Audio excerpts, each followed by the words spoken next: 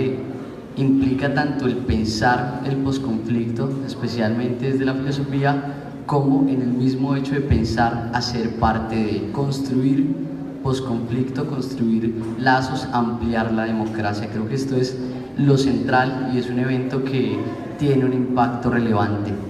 Bien, nuestro propósito ha sido que sea un conversatorio mucho más laxo. La idea ahorita es que también abramos un espacio de preguntas, digamos algo menos rígido, pues está acá Anderson, David, Julián, unos amigos, personas muy pilas que realmente tienen el propósito y están, digamos, muy conscientes de lo que implica el posconflicto. Abro yo por acá, si quieres, Anderson, ¿cuáles son los retos? Y hazme un poquito un retroceso de lo que ha sido el acuerdo y los retos y los desafíos justamente de este escenario de posconflicto.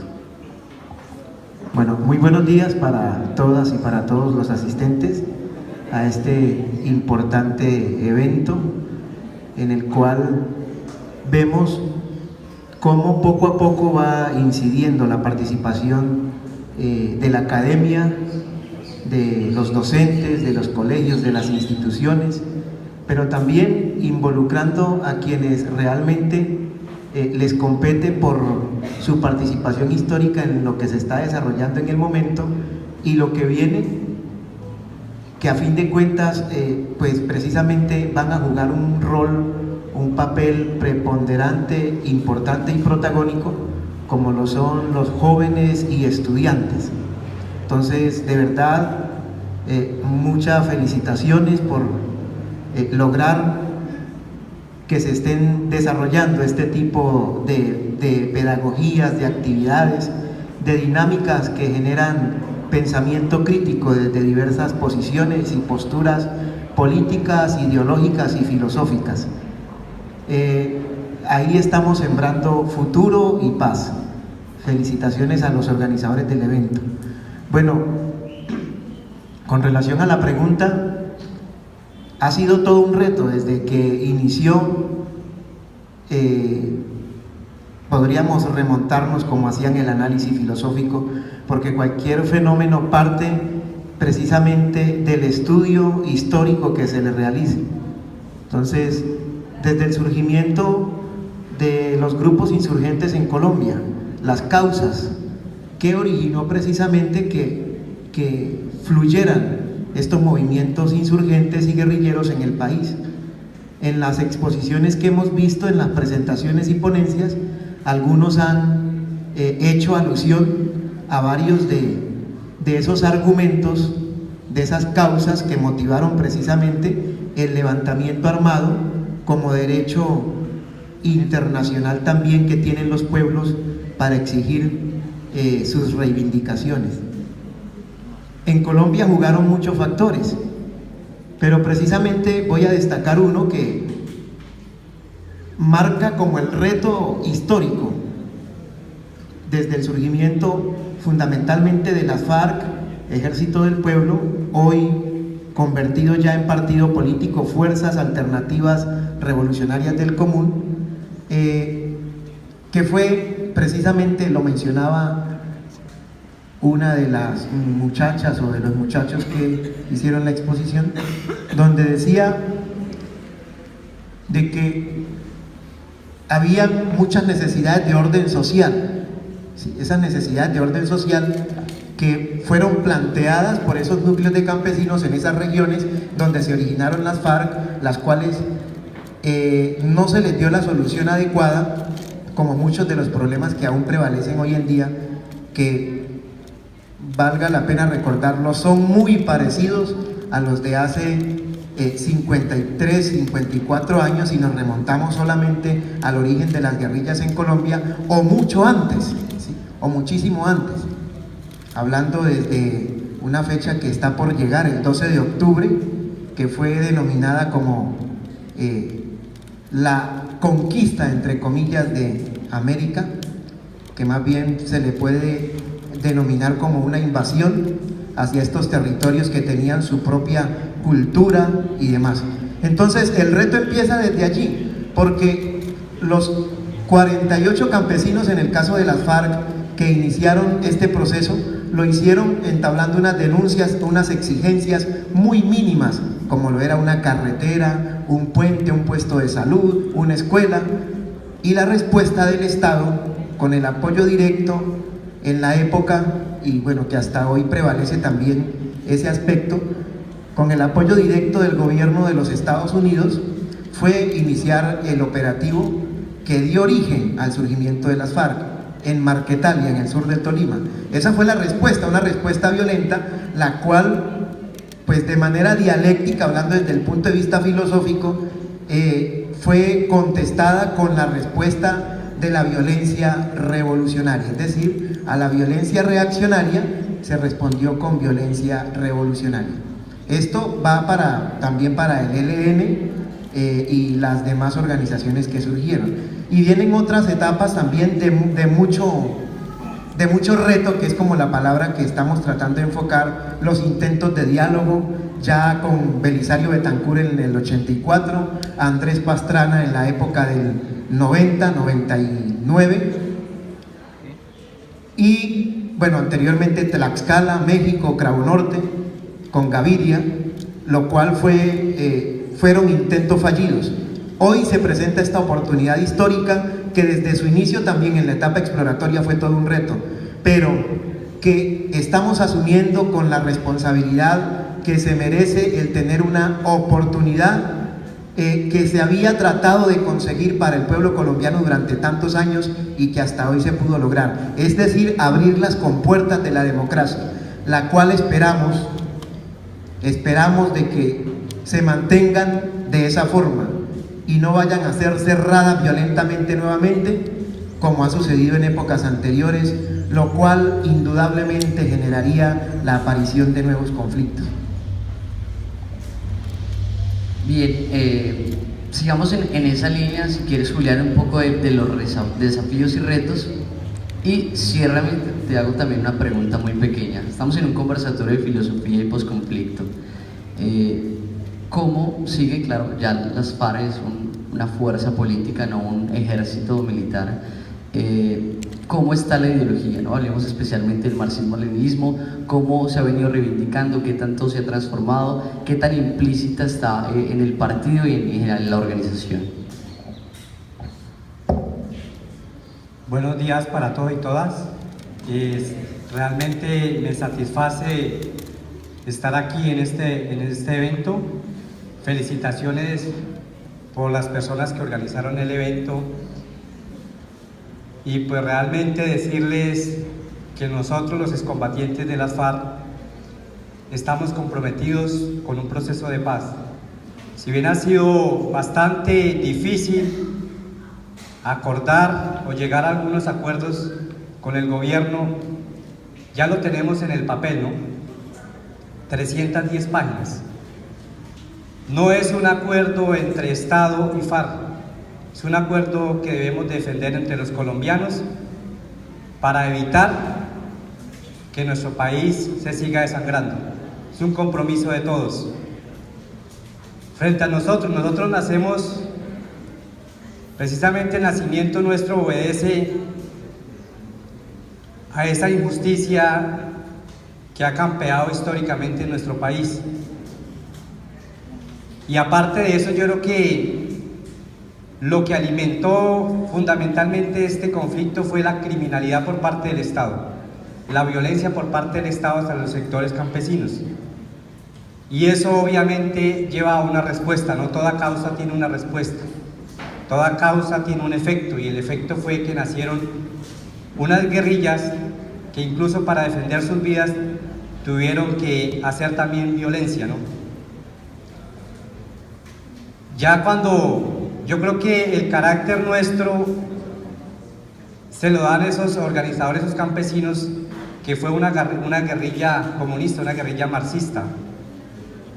Nuestra ideología, nosotros somos una guerrilla marxista-leninista, fuimos una guerrilla marxista-leninista inspiradas en el pensamiento del libertador Simón Bolívar, del antiimperialismo, de la unidad latinoamericana y del bienestar de los pueblos.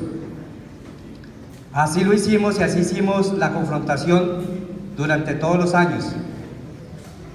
Nosotros en el momento de integrarnos al movimiento nos esperaba una escuadra que era la unidad básica militar, pero que a la vez esa unidad básica de 12 personas era una célula política, marxista-leninista. ¿Qué pasa en este momento de transición a la vida civil?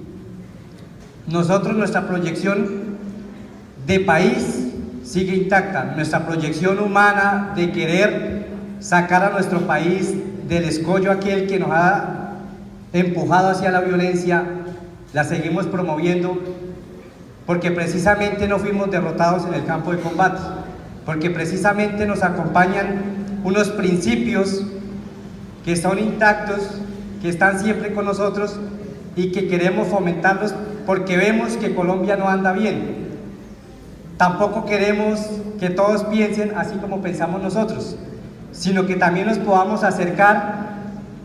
Primero, ha sido muy satisfactorio, digamos, parar una guerra de 53 años donde humildes policías, donde humildes soldados y donde humildes guerrilleros nos matábamos por falta del diálogo, por falta de sentarnos y decir cuáles son las diferencias por medio de esto, de conversar.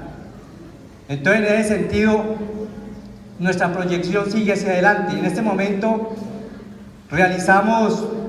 en días anteriores realizamos nuestro congreso constitutivo del nuevo partido, Fuerza Alternativa Revolucionaria del Común, y ella plasma el estatuto, la plataforma política y el programa, un programa revolucionario.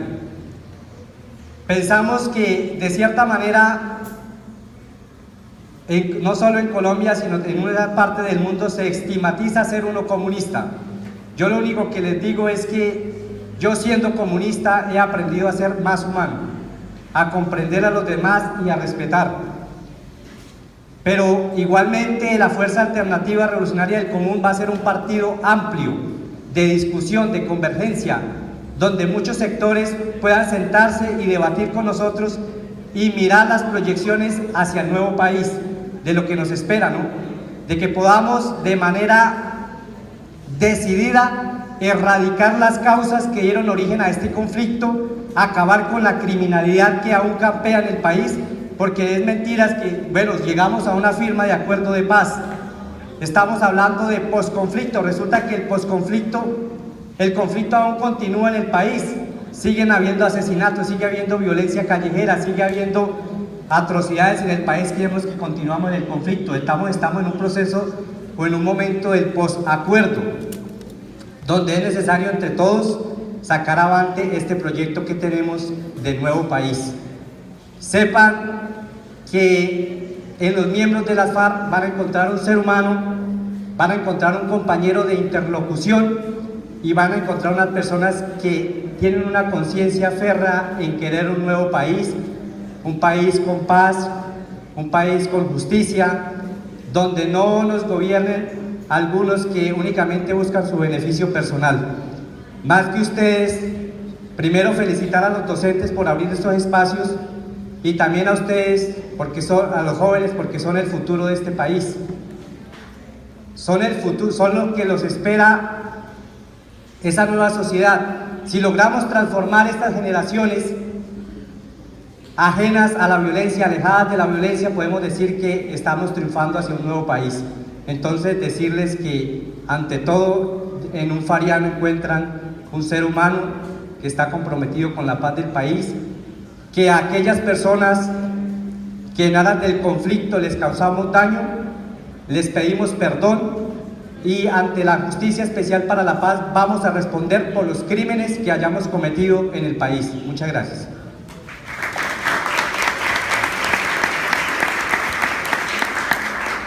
Bien, Julián, muchas gracias. David, ¿qué implica dentro de este espacio del posacuerdo? Dijo Julián. Pensar nociones como la memoria, el perdón y algo que me interesaría que resaltaran, también de una forma ustedes como víctimas, ¿no? ¿Qué es el hecho como ser humano desgarrador que mueran amigos, familiares, ¿no? Y ustedes tienen casos claros, ¿no? Dentro de esta escena. Es decir, también cómo reivindicar de parte de ustedes como farianos la idea de víctimas. Buenos días para todos y todas. Pues creo que todo agradecido por el espacio y pues felicitarlos a todos pues porque están metidos en un contexto del posconflicto pues de una manera bien interesante, porque si hay algo que en Colombia ha provocado un poco de desinformación ha sido el tema de que pues mucha gente no se interesa por saber hacia dónde va el futuro del país, sino que más bien se centra en la idea de monopolizar el tema político de Colombia.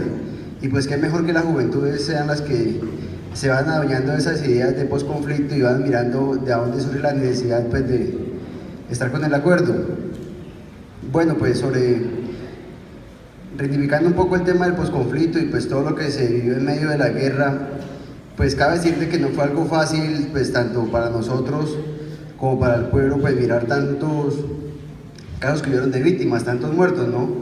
Fue algo pues de que no surge pues de una manera, digamos, que haya sido pues un interés propio nosotros haber propinado un tema de conflicto o haber provocado víctimas, sino que son las consecuencias de la misma guerra. O sea, la guerra nos llevó a esa parte, pues a deshumanizarnos tanto, pues por la misma necesidad de subsistir, ¿no? Porque esto se trataba de sobrevivir, nosotros o ellos, y pues en esos momentos hubieron problemas de esa índole, ¿no? Y pues nosotros sí tuvimos momentos muy trágicos que pues dolieron el alma, ¿no? Compañeros nuestros que sobrevivieron con nosotros muchos años y pues verlos caer al lado de nosotros es algo desastroso, es como ustedes estar en medio de su familia y pues ver morir su papá, ¿no? Y lo miramos como algo así por ese estilo, como pues morir compañero era como un hermano, y entonces esa reivindicación de que de pues tanto compañero muerto nuestro, pues eso nos va también volviendo desde un concepto filosófico, nos va llevando a lo práctico de que la necesidad de subsistir nos hacía pensar de que la familia, nosotros teníamos que cuidarnos entre todos. Y pues nosotros, a pesar de todo eso que hemos vivido, nosotros hemos bregado a fortalecer esos lazos de amistad, pues con lo que en un tiempo nosotros catalogamos a nuestros enemigos, que fue la fuerza pública. Nosotros decíamos, no, pues que la fuerza pública es la que nos causa bajas o la que nos causa cierto impacto psicológico pues en la misma guerra. Pero nosotros vamos a mirar lo práctico, pues de que sencillamente nosotros haber causado tanta guerra con la fuerza pública, pues la fuerza pública a la hora de eso, esos son los intereses de un Estado. Entonces nosotros hoy en todo este cambio ya en lo que estamos viviendo, pues ha sido una experiencia muy hermosa. Nosotros inclusive hemos compartido esquemas de seguridad con gente de la policía, que es el esquema de seguridad nuestro. Y ellos dicen, hermano, qué mejor saber que es tenerlos a ustedes aquí al lado de nosotros. Dijo, en vez de estarnos matando, porque uno va a mirar y pues un policía o una ente del Estado, pues obedece también esa una concepción y a un modelo económico, de que ellos no son como tal pues los que imparten la guerra, sino pues de que pues, eso es un trabajo más dentro de la sociedad y pues a como están los recursos hoy en día, pues tiene que echarle más a esas necesidades, es lo que le dan ellos a entender a uno, y entonces uno dice, bueno pues a la hora del té también uno mira de que no fue una necesidad de nosotros tal vez ese tema, sino que fue algo muy conmovedor, pues nosotros también en cierto momento mirar caer gente del lado del Estado, ¿no? Porque uno decía, bueno, pues en una confrontación cae un soldado regular y pues lógicamente que no va a ser un hijo de un rico, porque así como lo decía un día una persona, cuando los ricos mandan a sus hijos a la guerra, ¿no? Nunca los mandaban. Entonces era muy conmovedor ver cómo pues entre colombianos pobres nos matábamos porque era la realidad, y pues que en muchas coincidencias nosotros llegamos a mirar de que esos muertos pero lo que causaban era un daño irremediable en la familia colombiana y pues sin un significado como tal de interés económico entre los pobres, siempre obedeciendo pues por parte del gobierno una concepción de poder económico, y nosotros pues por buscar un cambio en el país, y pues estamos reivindicados con ese tema. Muchas gracias, David. Bien, yo creo que entonces ya abramos un espacio para preguntas del público, tener un tipo de relación más cercana.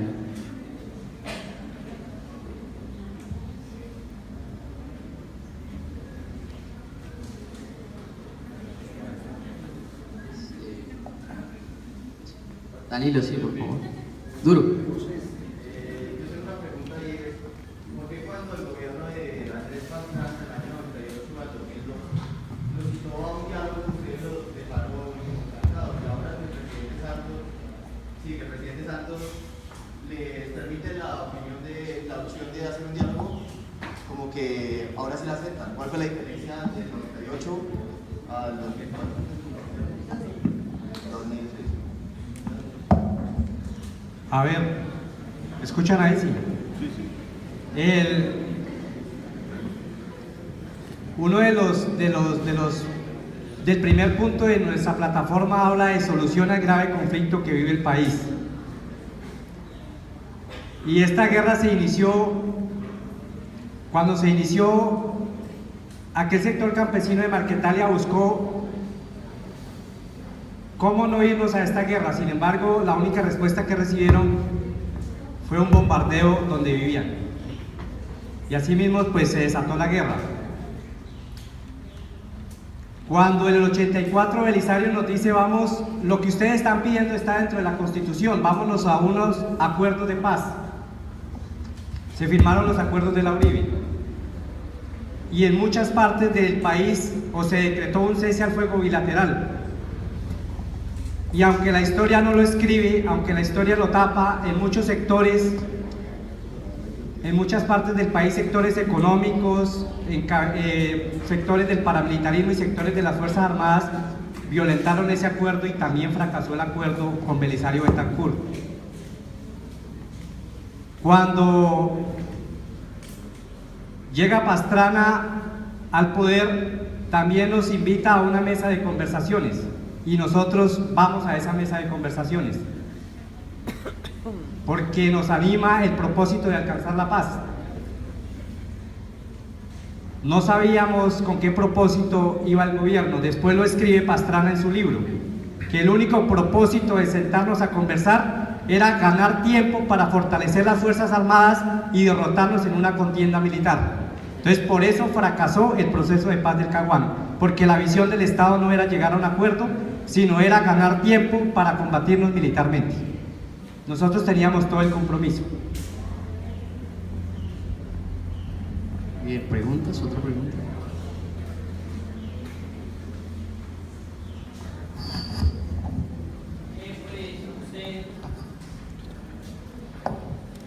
Buenos días.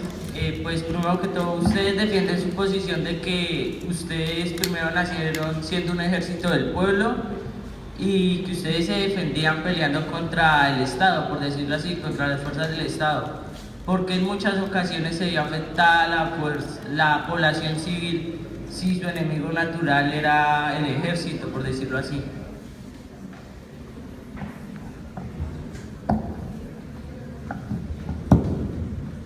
Bueno, ha sido una particularidad de cualquier guerra sin importar el escenario en el que se esté desarrollando. En el caso colombiano, en el contexto del conflicto social, político y armado que se vivió y que aún se vive, pues dejando en claro la etapa en la cual estamos nosotros, la finalización del conflicto con las FARC, pero que vale la pena mencionar, continúan varios actores armados en el país, por ejemplo el ELN, que saludamos la reciente decisión de cese unilateral de fuegos, creo que va hasta enero por parte del ELN, y bueno, también continúan desarrollándose el accionar de los grupos paramilitares en todo el país. Pero es lógico que en una guerra siempre los perjudicados por una u otra razón sean las masas, el pueblo. Eso siempre ha sido una constante en las guerras y por eso también fue permanente nuestra posición y nuestra disposición al diálogo, porque sabíamos de que quienes de una u otra forma estaban siendo afectados eran la gente del común, ¿sí? En medio de una guerra como la que vivimos, una guerra de carácter irregular, de parte nuestra hemos reconocido que se cometieron errores que ocasionaron mucho daño en la sociedad colombiana, los cuales, como lo reseña el mismo acuerdo, y por lo tanto se ubicó a las víctimas como el centro del acuerdo de manera transversal, vamos a pedir el perdón, a reparar y ojalá garantizar, por parte nuestra está garantizado, pero también por parte de los demás actores que tuvieron mucho que ver en el daño que se le causó a la población, de no repetir estos hechos que nos tocó vivir a quienes estuvimos inmersos en medio del conflicto, que de una u otra forma fuimos todos y todas, ¿sí? Tener en cuenta, vale la pena destacarlo y mencionarlo, que se creó una comisión para que indagara la responsabilidad dentro del conflicto en Colombia. Esa comisión elaboró un documento bastante largo, de unas 800 páginas aproximadamente, muy tedioso para leer, porque pues lamentablemente nuestra cultura no nos ha enseñado a la lectura, pero sería muy interesante que todos lo conociéramos, donde ese estudio elaborado por académicos y pensadores y científicos muy importantes del país, en resumidas cuentas recoge un dato muy importante, en el cual se reconoce como principal responsable del conflicto político, social y armado en Colombia al Estado, en un 70%. A las guerrillas, llámese FARC, ELN, M-19 y demás, en un 20%, en un 20%. Y es decir, el paramilitarismo entra con su responsabilidad como agente institucional, como aparato del Estado, ¿sí? Es decir, en medio de la solución, de la procura y de la construcción de la paz, todos tenemos responsabilidades. Lo que pasa es que aquí en Colombia siempre se manifestó un manejo mediático, el cual ubicaba como los principales responsables de los actos que se cometieran siempre a las FARC. Decía, en medio de su pensar, de su forma filosófica de pensar, muy pueblerina, muy dicharachera, nuestro comandante Manuel Marulanda Vélez decía: si en Colombia llueve, dicen que fueron las FARC; si hace sol, fueron las FARC, ¿sí? Entonces era algo que por los medios de comunicación, que ustedes ya sé que saben a quiénes le pertenecen, quiénes son los propietarios de esos dueños de comunicación, era una constante mediática, una matriz mediática en la cual lógicamente a nosotros nos endilgaban todo tipo de responsabilidades, las cuales, repito, reconocemos y ya hemos pedido perdón y estamos dispuestos a responder ante la Justicia Especial para la Paz este importante logro que se llegó, que se alcanzó en los acuerdos, para decirle a quienes tengamos que responderles: aquí estamos para hacerlo colectiva o individualmente. Pero claro, reconocemos eso y precisamente por eso estamos tan comprometidos con que este proceso de paz siga adelante y que por parte nuestra no va a tener retroceso, porque no queremos que nuevas generaciones, o las que estamos o las que están, tengan que repetir lo que lamentablemente nos dejó, las secuelas que tenemos quienes estuvimos en la guerra, que fue el llanto, el dolor, huérfanos, viudas, desamparados, desplazados y demás. Pregunta: estamos en una coyuntura electoral, la que viene. Hay unos candidatos como Ordóñez o el que ponga Uribe, que han dicho que no van a reconocer los acuerdos si llegase al Poder Ejecutivo. Frente a eso, ¿qué ha pensado las FARC como plan A, B, si se llega a presentar una situación como esa?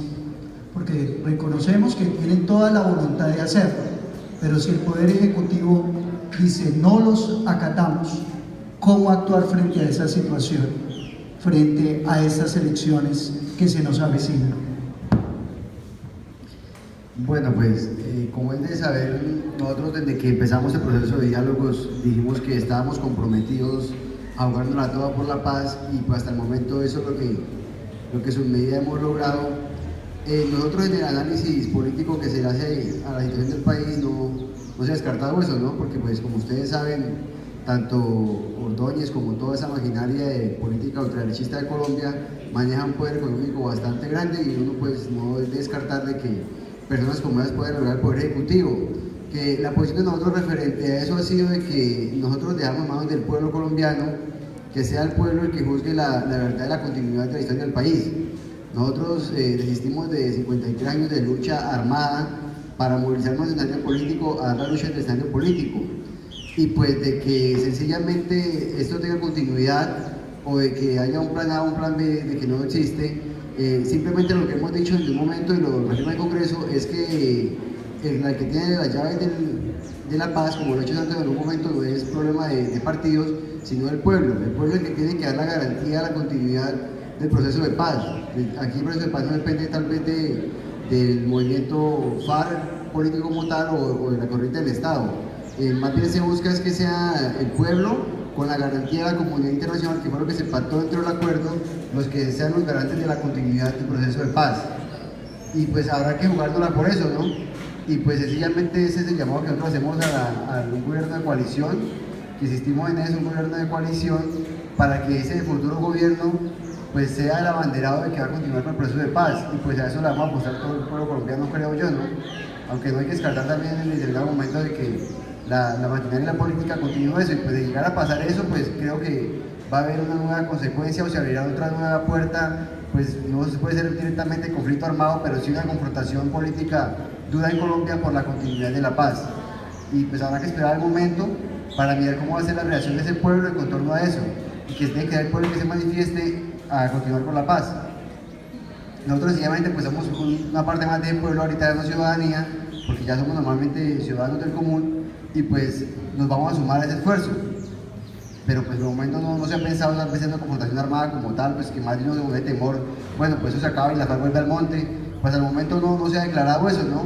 Habrá que esperar que la historia nos demuestre qué será el futuro del país y a qué le vamos a apostar al pueblo colombiano.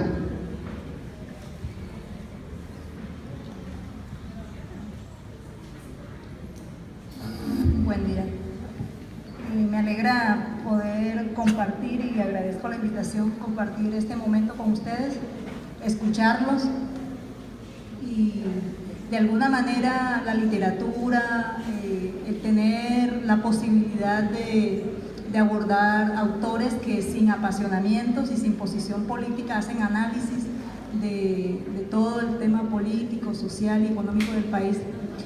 Yo quiero abordar un asunto que no deja de ser preocupante, y es cómo, lo que usted decía, los medios de comunicación de alguna forma manipulan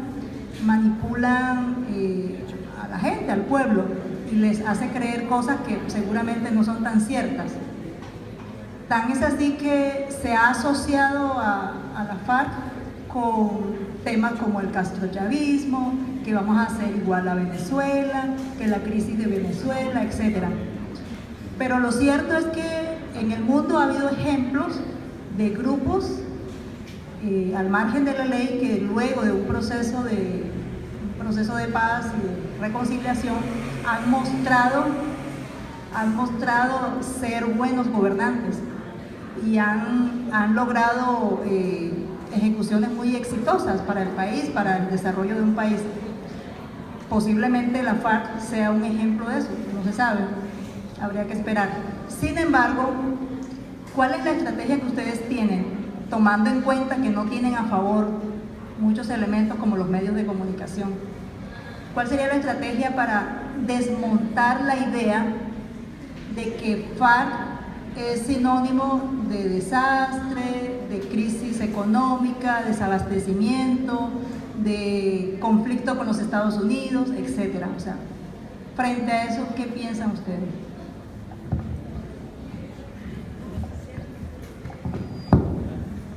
Bueno, si bien nosotros hemos tenido, yo creo que más de 60 años de estigmatización, y eso se ha hecho a través de los medios, ¿no? Medios de comunicación que pertenecen pues a grandes sectores económicos del país, y obviamente ellos no van a decir lo que no les conviene. ¿Qué tenemos primero, una estrategia de comunicaciones. Estamos pensando que el mismo acuerdo de paz contempla unas emisoras comunitarias, también un canal de televisión, de poner en funcionamiento y de iniciar, digamos, una batalla de ideas a través también de medios de difusión, que es bastante importante. También a través de las redes sociales, ¿no? Porque también hay que entrar a hacer una estrategia a través de las redes sociales para decirle al país lo que realmente le aqueja, ¿no? Contarle la verdad. Y lo otro, pienso que la forma también más efectiva de combatir digamos, la incertidumbre y de combatir esa maraña, digamos, que nos han metido los medios de comunicación de tergiversación. Esa mejor forma de combatir la tergiversación de los medios de comunicación es creando estos espacios, sentarnos, dialogar y decir lo que pensamos, ¿no? Sin embargo, no tenemos, digamos, no la vemos tan fácil, ¿no? Entonces es muy importante seguir en este mismo camino y abrir cada vez más espacios, ¿no? Por eso digo, tenemos que saber o crear una estrategia a través de las redes sociales y de esas emisoras comunitarias y de un canal de televisión donde nos permitan expresar lo que sentimos, ¿no? Porque los medios RCN y Caracol nunca lo van a... De pronto sí ha habido un compromiso a través de los medios regionales y de algunos medios de cobertura nacional han cambiado un discurso y se han estado comprometidos con el proceso de paz. No es lo mismo hablar la misma postura de hace 5 o 6 años del espectador como la que tiene hoy día, que se ha mostrado bastante afecto, digamos, comprometido con el proceso, ¿cierto? Esto no significa que estén pensando como nosotros. También otros medios regionales, como del Meta o en otros sectores, también están comprometidos. A través de eso hay que lanzar una campaña por lograr de que no fracasemos en este proceso. Eso. Listo, abrimos la última pregunta y ya yo creo que ahí cerramos. Buenos días, muchísimas gracias por compartir con nosotros y por abrir estos espacios de conversación, dándole tal vez un poquito más a la conversación un poco más filosófica. En el contexto que daban sobre la historia del nacimiento de las guerrillas, decían que la guerrilla nace como una respuesta violenta revolucionaria hacia una respuesta violenta reaccionaria del Estado. Y en términos de esa reconciliación, ¿cómo podemos hacer o cómo pueden mejor ustedes hacer que nosotros entendamos que puede haber una violencia revolucionaria, llamémosla así, legítima, que es legítimo responder violentamente, pues obviamente a otro acto violento como lo exponían al principio?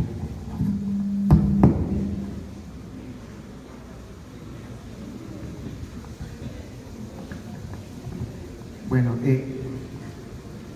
es una constante histórica. Todos los pueblos del mundo han tenido el legítimo derecho a la resistencia. Eso nos lo demostraron aquí en nuestros territorios, como lo mencioné inicialmente, las mismas comunidades indígenas que sobrevivían que vivían en nuestro territorio antes de la llegada de los españoles, bueno, y demás, ¿sí? Podríamos hablar de procesos históricos también en los cuales las armas son vistas como la última opción para defender el interés supremo de la vida, el interés de las comunidades, de las familias. Es decir, dándole como realce a la legitimidad de la lucha armada, ¿sí? Como tal. Lo dice aquí en la frase que está en el video, ¿no? Voltaire. Estoy en desacuerdo con lo que dices, pero defenderé hasta la muerte tu derecho a decirlo. Muy apropiado, ¿no? Uno de los pensadores que más influyó en lo que se llamó la Revolución Francesa, la Comuna de París, que marcó un hito en la historia del mundo. podríamos decir que fue el primer proceso histórico de legitimidad en la utilización de la fuerza, de las armas, de un pueblo levantarse en armas contra un Estado. Fracasó, porque fue un fracaso, ¿no? Ya supimos todo lo que pasó después y los elementos que tuvo la Comuna de París para que se cayera. Pero bueno, desde allí se empezó a legitimar e históricamente está demostrado, ¿no? Nosotros asumimos la responsabilidad histórica que también nos correspondió. Vemos la posibilidad hoy ya latente y viva de que políticamente es la mejor solución para el país. Es un hecho, lo estamos demostrando con la práctica, con la realidad. Se hizo todo el proceso de dejación de armas. De igual forma ya dimos el paso a convertirnos en partido político y así sucesivamente. Pero, repito, está configurado históricamente y que es lo que no desearíamos que volviera a suceder, y menos en nuestro país, donde ya lo que estamos es en procura de la construcción de la paz, de la reconciliación, del desarrollo del país, porque de ahí depende, de esta paz, en gran medida, la transformación, los cambios profundos que requiere urgentemente la nación en todos los aspectos. Pero la situación, la crisis del modelo económico vigente, que es el capitalismo, como ustedes lo saben, inevitablemente va a generar nuevos conflictos en muchas partes del planeta, porque ya se avecinan disputas no solamente territoriales, fronterizas, sino por los recursos naturales, ¿sí? Por el agua, por las principales fuentes de energía como lo es el petróleo, ¿sí? Entonces, ¿cómo no va a tener la razón de defenderse un pueblo como Siria, al cual llegan los aliados al imperio a saquearle sus riquezas, sus recursos? Están en el legítimo derecho de levantarse y de resistir. Libia, pasó lo que pasó, se le fueron con toda y lo arrasaron. ¿Por qué? Por el petróleo, por las grandes riquezas que tiene en cuanto a agua en medio de un desierto, ¿sí?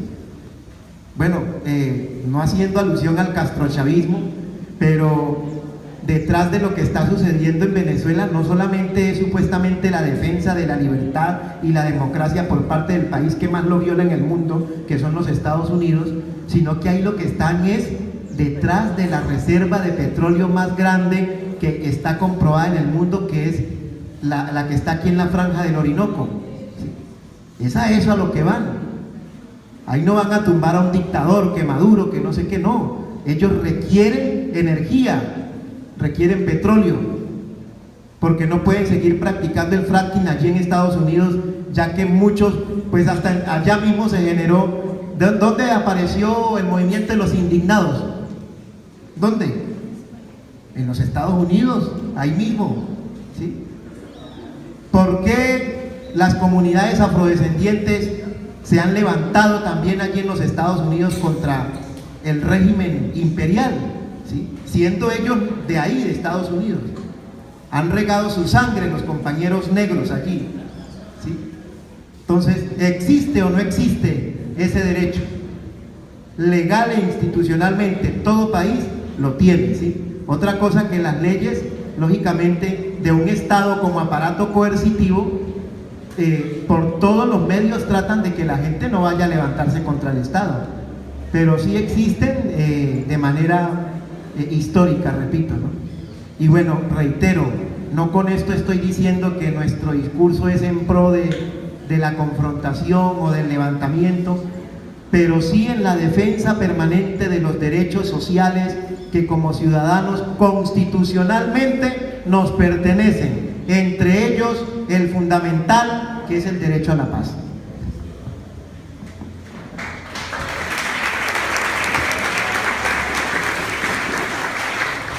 Bueno, Les tenemos una sorpresa. Anderson es un gran artista, es un gran músico. A continuación nos va a hacer una breve presentación con el acompañamiento de una estudiante y ya después con la presentación cerramos. Quiero entonces, por favor, un gran aplauso para todos los invitados acá presentes. Nada, de verdad, muchísimas gracias, Julián, David. Anderson, se han desplazado desde el sur del Meta, desde prácticamente la selva, varias horas exclusivamente para estar aquí. A los profesores invitados, muchísimas gracias. A los colegios invitados, los académicos invitados, realmente muchísimas gracias. Creo que el evento fue un éxito y cerramos entonces con esta interpretación.